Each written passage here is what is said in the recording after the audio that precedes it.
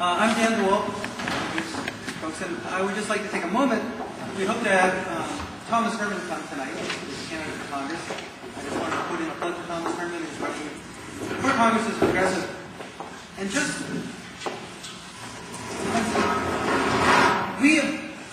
should probably congratulate ourselves at looking so spirit, because we've actually entered into not just the beginning warning phases of fascism, we've actually entered into the beginnings of fascism. And if you think back, just think back at public events of the last few months.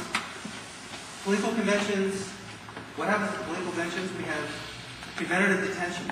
We have people thrown into warehouses for days at a time, which turns out to be illegal, unconstitutional, after the fact, after they've already been detained. We have people getting beat on by police. We have organized violence by the government in every public political event where there is dissent. It's organized, it's methodical, and it's fairly effective. We're being governed not through our consent. We're being governed through fear and intimidation. These are very serious times, and this is what's happening right now.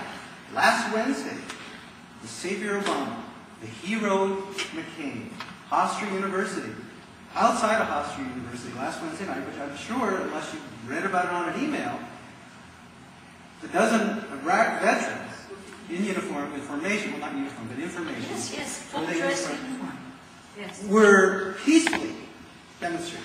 And one of them was trying to get a question to the moderator. And the reaction was violence, organized violence, horse stepping on this guy's face, blood, violence against our veterans who have just come back, probably being stop-loss for an extra 4 months in Iraq. This is what we're facing every time there's a public political event and there's dissent. This is the new America. So a vote for Thomas Herman might be a waste of time. A vote for anybody might be a waste of time, but it's not yet. So we have to engage this. We have to put people into office who are not part of the system. Tonight, that's my plug for Thomas, but the same reason is why we're here tonight. We have two distinguished guests. Vincent Bugliosi, nationally famous prosecutor, and I'll let Charlotte give his introduction. And we have Charlotte Dennette, who is running for Attorney General as a progressive.